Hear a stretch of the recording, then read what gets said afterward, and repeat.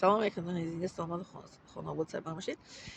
کلی موقع پیزور گفتگی خشون زوی دوشی یک تا پلیکلینیکا گفتگی بزن مالا کی پیروزه خان کسی که تبی پل درس میتی کو هیچ گستر رحمان نمیگه ما هم سویومون هم مشناسوره که به پل درس میدادن زبانی انگلیسی ریپتیتیست وقتی که مدرم که کوربارومانا با مدرم میسودم نگاه بینی مدرم گفتم دو سو مدرم نبینشن من کوربارومانا بعد شغلی داره درس انگلیسی درس میدادم ریپتیتر میگن کو درس لغوی میمونه درس میگفتن بعد کلمه گفت که تی سوم گرفتم ای تو چی بگو سوم نمیگیری تو به سوم خون گرفتم نه سوم قطعی خون لگم بعد تا جیسون یکم سال سوم قطعی خون لگیدم شرطنامه بعد اعلی خون باید اعلی قطعی تمام کردم یکم سال بعد دیم سال مرا چی گذروندن بودجه گذروندن به سوم بعد یک سال سوم که خوندم به سالش به سوم خوندم کالجی در گردشی چی میگن فرودگاه دوشنبه بعد دیپلم سر قطعی تمام کردم کالج معلمی زبانی انگلیسی و نمیسی گفت یک سالش سوم قطعی خوندگی گفت چه بگین رو به سوم درس میتی گفتم اینا خیلی سوم ندارن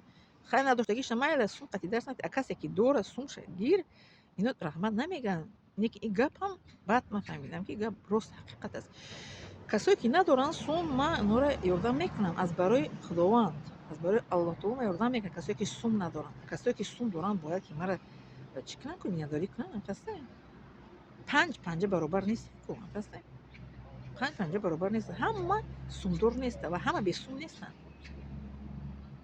این سخنی من معنی نداره که کسی که سوم نداره ما به سوم او را توصیه میتیم مثل که در واتساپ هم اگر با ما چی برای چی میگن علاقه برای کسی که سوم داره بگه که من سوم دارم معلم جان شما را من چی میکنم توچکو که حق تونه چی میکنم میتیم یا که چی میگن حق خدمت تونه میتیم گفت توچکو میگن که حق شد بگه کنین تین حتی در پیغمبر صلی الله علیه و آله وقتی یک از کار شما را میکنه که عرقش خشک نشده باید که آدم بشکنین حقی کارش تین یک کسی میبرین که میسو خونه را تازه میکنه میسو زمین ما میکنه عرقش خشک نشده باید که شما تین مو گاب میزنم میسو قوا صرف میکنم خسته منم باید که نداری کرده شده منم باید که حقم تین من که از هیچ جز درآمد ندارم نه از اینترنت نه یگون جو یگون کس بعد یک جو باید درآمد داشته باشن خسته برای شما کسانی که در میخوای حالت وزین هستین که میخواین که من شما رو یاردم کنم پس مرحمت میدان از دلیر است رقماتون در کامنتری مونین مرا میسو که یگان سوم پیشکی در کارتم گذارونید سوم داشته باشین من شما توصیه میتونم وقتی که سوم نداشته باشین دروغ نگین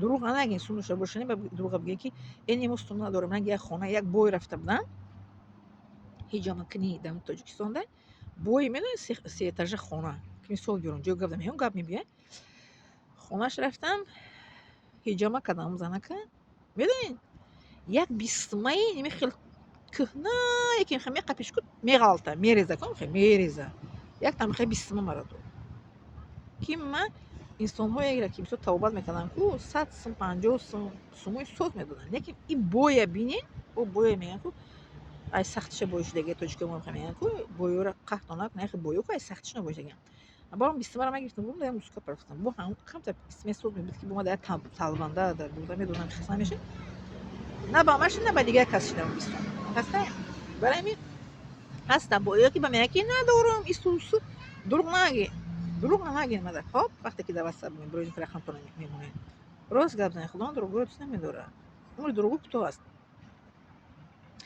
من دروغ نمیگم دروغ رو بد میبینم من به شما میگم که من دیگه دروغ ندارم یگو اینجا کار نمیکنم نه شما قطعی گپ میزنم به شما مثال مصلحت میتیم به شما مثال که یک سخنای خوب میرسونم از طرف شما حتی یه لایک چک لایک نمیمونین یک پدیلیت نمیکنین подписаться که او طرف است در کامنتری حتی رحمت هم نمیگین من آدمی که رحمت نمیگه او مرا قدردانی کردگی البته که نه اقلا کلمه رحمت نویسین اقلا یا اپا جون سلامت باش اقلا در حق دعا گویین که سلامتی من اینقدر خوب نیست گفتم کامپیوتر که استنگ صدا میبیه خودم صدا نمیبیه با شما میخواین که بعد یک گپایی که شما را کینو چی میگن طالبانده گفتین چی گفتیم ما شما خزم به سوم برای شما گپ زدم توصیه‌تون манам сум дар коре ку гуфти ӯ шиноси чеченем ки мо пула дӯст намедорем, лекин пул мо дар коре. Гапи хушук гап зад ки ми деньги не любим, ми деньги нам нужны. Ма магазинрам бе пул мара ягон чи наметавонам ки биёрам фарзандон қати митода хона бихӯрам қасден.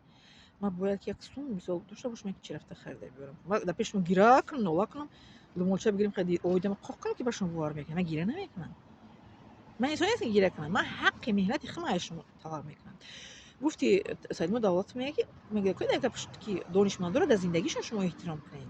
Баъди мурданашон дига биёй хона дар зиндагӣ намекунед, ё дар замонаи чӣ мефармед? Моро дар зиндагимо қадрдонӣ кунед, дар зиндагимо дастгирӣ кунед ки дар вақте ки ман муҳтоҷ ҳастам ба як ёрдам, як дастгирӣ, як инсоне ки ба ман як баъзе барои ман як копек сум аст, фаҳмидед? Лекин қадрдонӣ гуфти ӯзбекҳо ёқ аз тарафи шумо. Лайк нест аз тарафи шумо. Поделиться нест. Комментарий тамома наменависен. Ин чӣ мегӯянд, ноэҳтиромӣ аст, бераҳмӣ аст нисбати ман.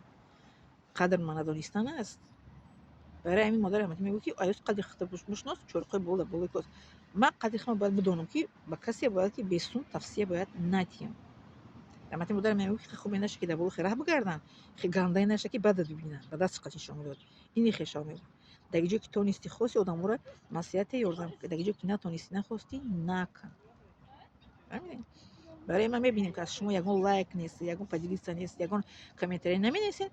Пас ман бояд ки калом қатъи кор кунам ки касе ки аз ман мехоҳад тавсия барои тавобате ки тавобати ман алҳамдулилла ки 90% гарантия дорад, 10%ш таваккал ба Аллоҳ таоло, 90% тавобатҳои ман ба шумо ки тавсия медодам, ба касе ки тавсия додагиам ва метиҳам ва хоҳам дод иншоаллоҳ 90% гарантия дорад, 10%ш таваккал ба Аллоҳ таоло, 100% ҳеҷ кас гарантия наметиҳад.